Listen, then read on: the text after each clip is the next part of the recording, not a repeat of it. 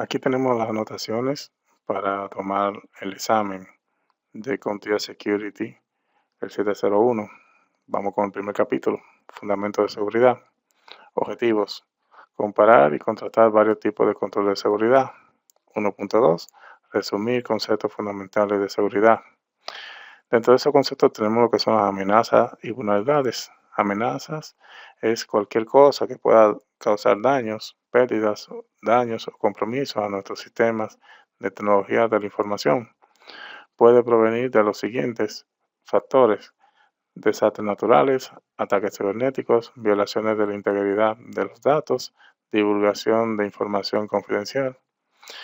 Vulnerabilidades: cualquier debilidad en el diseño o implementación del sistema proviene de factores internos como los siguientes: errores de software, software mal configurados, dispositivos de red mal protegidos, falta de parche de seguridad, falta de seguridad física.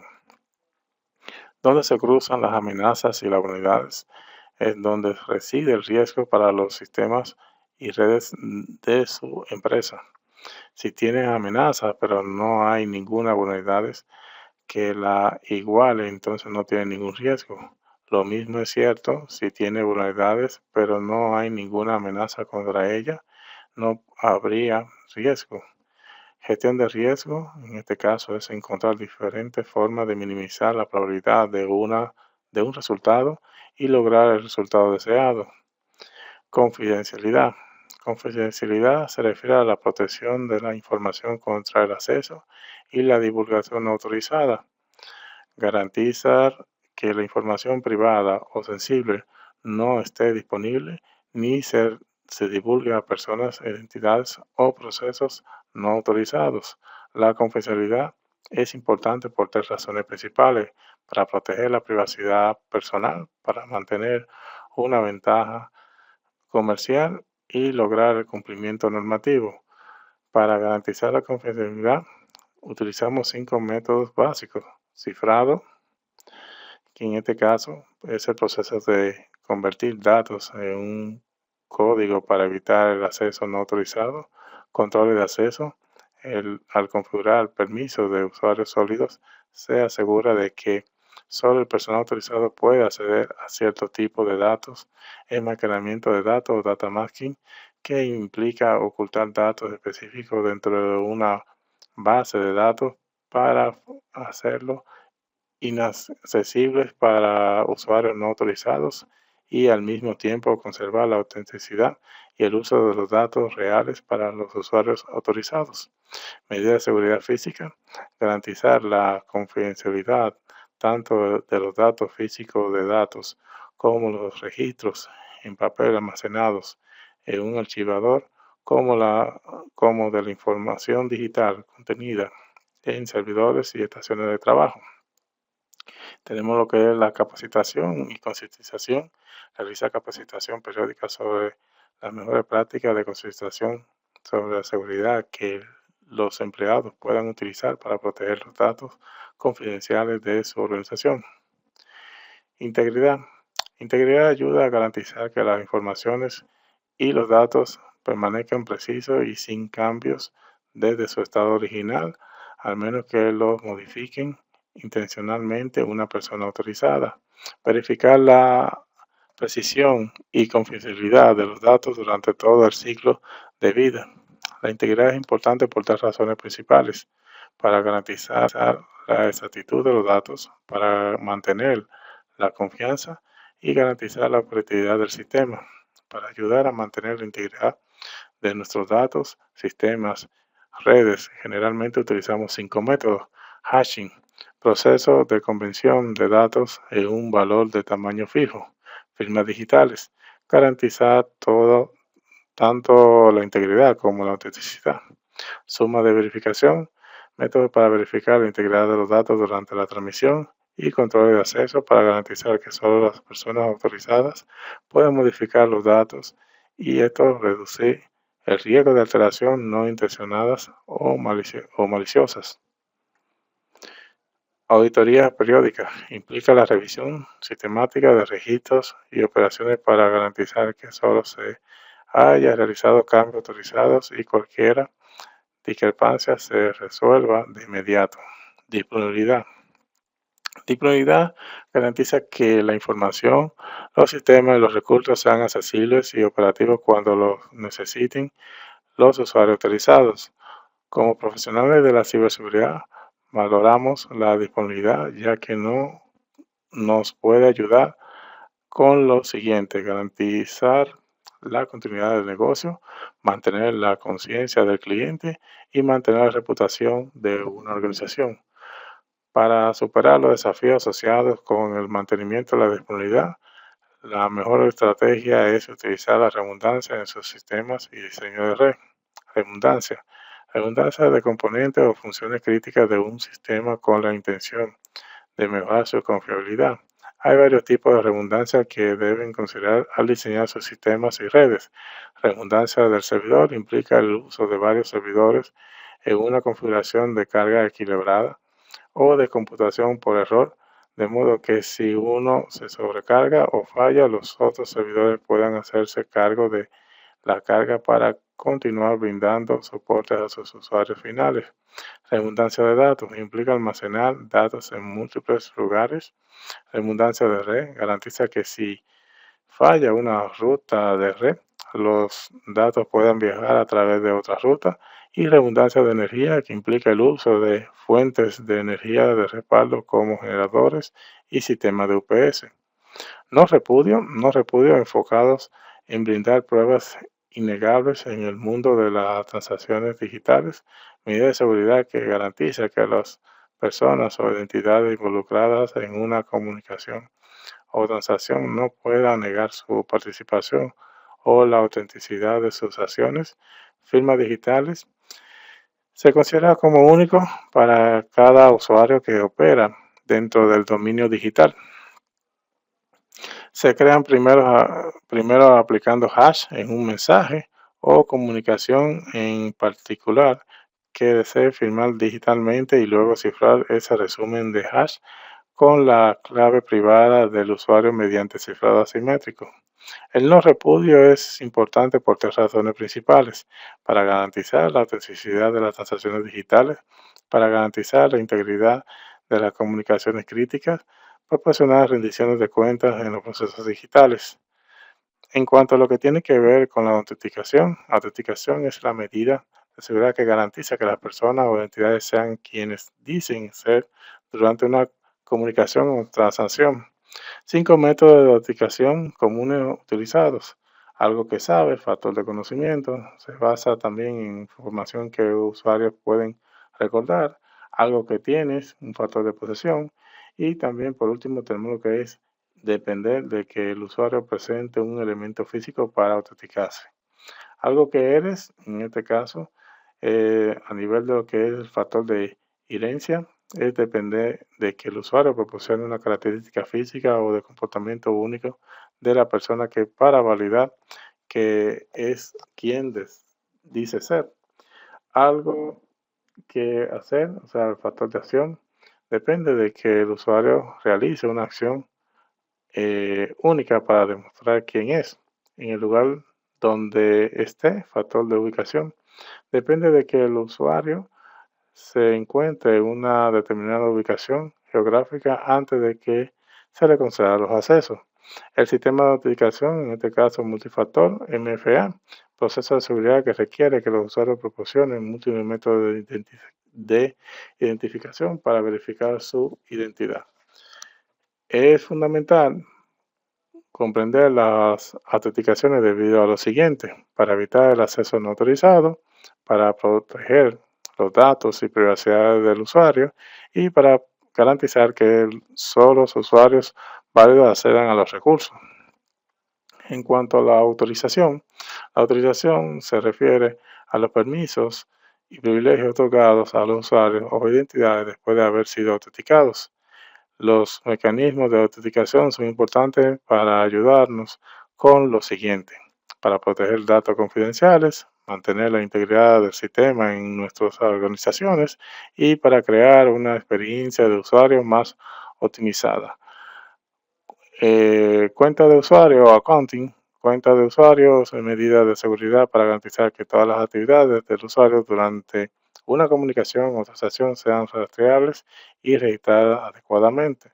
Su organización debe utilizar un sistema de usuario sólido para que pueda crear lo siguiente: crear una pista de auditoría que proporcione un registro cronológico de todas las actividades del usuario que se pueda utilizar para rastrear cambios, accesos no autorizados o anomalías hasta hasta una fuente o un punto en el tiempo. Mantener el cumplimiento normativo, mantener un registro completo de las actividades de todos los usuarios, de todos los usuarios, realizar análisis forense. Aquí se utilizan cuentas del usuario detalladas y registros de eventos que pueden ayudar a los expertos en ciberseguridad a comprender qué sucedió, cómo sucedió y cómo evitar los incidentes similares que vuelvan a ocurrir. Realizar optimización de recursos. Las organizaciones pueden optimizar el rendimiento del sistema y minimizar los costos mediante el seguimiento de las decisiones de asignación y, y utilización de recursos. Lograr la responsabilidad del usuario. Un sistema de contabilidad exhaustivo garantiza que las acciones de los usuarios sean monitoreadas y registradas, disuadiendo de posibles usos indebidos y promoviendo el cumplimiento de las políticas de la organización. Para realizar la contabilidad, solemos utilizar diferentes tecnologías como las siguientes: servidores de Siglogs, que se utilizan para agregar registros de varios dispositivos y sistemas de red para que los administradores del sistema puedan analizar para detectar patrones o anomalías en los sistemas de la organización. Herramientas de análisis de red se utilizan para capturar y analizar el tráfico de red para que los administradores de red puedan obtener información detallada sobre todos los datos que se mueven dentro de una red. Sistemas de gestión de eventos e información de seguridad, en este caso un CIEM, nos proporcionan un análisis en tiempo real de las alertas de seguridad generadas por diversas infraestructuras de hardware y software en una organización. En cuanto a lo que son las categorías de control de seguridad, 4 categorías amplias de control de seguridad se tienen en este caso, y de una de ellas son los controles técnicos, que en tecnología, mecanismos de hardware y software que se implementan para gestionar y reducir los riesgos. Controles gerenciales, a veces también denominados controles administrativos, involucran la planificación estratégica y la gobernanza de la seguridad. En este caso, controles operativos, procedimientos y medidas diseñadas para proteger los datos del día a día y se rigen principalmente por procesos internos, acciones humanas. Controles físicos, medidas tangibles y reales tomadas para proteger los activos. Tipos de control de seguridad. Existen 6 tipos de control de seguridad en este ambiente, y uno de ellos, en este caso, son los controles preventivos, medidas proactivas implementadas para frustrar posibles amenazas o violaciones de seguridad. Controles disuasivos. Disuasir a los atacantes potenciales, haciendo que el esfuerzo parezca menos atractivo o más desafiante. Controles detectives.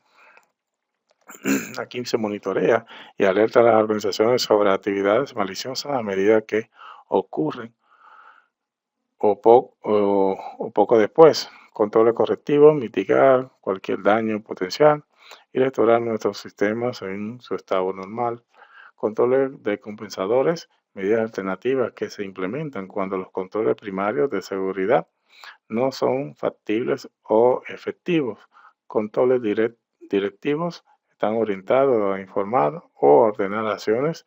A menudo se basa en políticas o documentos que establecen los estándares de comportamiento dentro de una organización. En este caso, los análisis de brecha o gap análisis, los análisis de brecha con procesos de evaluación de los diferentes tipos de desempeños actuales de una organización y su desempeño deseado. Realizar un análisis de brecha puede ser una herramienta valiosa para los organizadores que buscan mejorar sus operaciones, procesos de desempeño o postura general de seguridad. Hay varios pasos involucrados en lo que tiene que ver con la realización de una brecha de análisis, y estos se definen en cuanto a lo que tiene que ver con el alcance de análisis: recuperar los datos sobre los estados actuales de la organización, analizar los datos para identificar áreas donde el desempeño actual de la organización no alcanza el desempeño deseado, y desarrollar un plan para cerrar las brechas. Dos tipos básicos de análisis de brecha. El primero tiene que ver con la parte de análisis de brechas técnicas, que en este caso implica evaluar la infraestructura técnica actual de una organización, identificar cualquier área en la que no se alcancen las capacidades técnicas necesarias para utilizar plenamente sus soluciones de seguridad. El análisis de brecha comercial, en este caso, que implica evaluar los procesos de negocio actuales de una organización, implica cualquier área en lo que no alcance la capacidad necesaria para utilizar plenamente las soluciones basadas en la nube. En cuanto a los planes de acciones e mitos, tenemos que describir las medidas específicas para abordar cada vulnerabilidad, asignar recursos y establecer los cronogramas para cada tarea de remediación que sea necesario. Tenemos un concepto que se llama confianza cero, cero trust. Cero trust exige verificación para cada dispositivo, usuario y transacción dentro de una red, independientemente de su origen. Para crear una arquitectura de confianza cero, necesitamos usar dos planos diferentes: plano de control, que se refiere al marco general y al conjunto de componentes responsables de definir, gestionar y hacer cumplir las políticas relacionadas con el acceso de los usuarios y el sistema dentro de una organización. El plano de control normativo abarca varios elementos. Dentro de esos elementos está la identidad adaptativa. Se basa en la validación en el tiempo real, que tiene una cuenta el comportamiento, el dispositivo y la ubicación y más del usuario. La reducción del alcance de las amenazas, que limita el acceso de los usuarios solo a lo que necesitan para sus tareas laborales, porque esto reduce la superficie potencial del ataque de la red, centralizado también del minimizar el radio de explotación que podría ocurrir en caso de una infracción. También tenemos lo que es el control de acceso basado en políticas. Implica desarrollar, administrar y hacer cumplir políticas de acceso del usuario basadas en sus roles y posibilidades. Zona segura en cuanto a lo que tiene que ver con entornos aislados dentro de una red diseñado para albergar datos confidenciales. El otro sería lo que tiene que ver con los planos de datos, que aquí se garantiza que las políticas se ejecuten correctamente. El plano de datos consta de lo siguiente: un asunto sistema, que se refiere al individuo o entidad que intenta obtener acceso; motor de política, que cruza la solicitud de acceso con sus políticas preferidas; administración de políticas, que se utiliza para establecer y gestionar las políticas de acceso. En cuanto a lo que tiene que ver con el punto de aplicación de políticas, es cuando la decisión de conceder o de negar el acceso se ejecute efectivamente. Por hoy tenemos ese primer capítulo, que tiene que ver con la parte de Security Plus. Son anotaciones para poder tomar el examen de una forma más resumida esta documentación, y estaremos en la próxima capítulo indicando el segundo, y para que entonces puedan estudiar y tener un poquito de conocimiento, en este caso en el lenguaje español, con relación a esta certificación. Espero que les haya gustado. Suscríbanse a su canal, presionen a la campanita y comenten. Muchísimas gracias.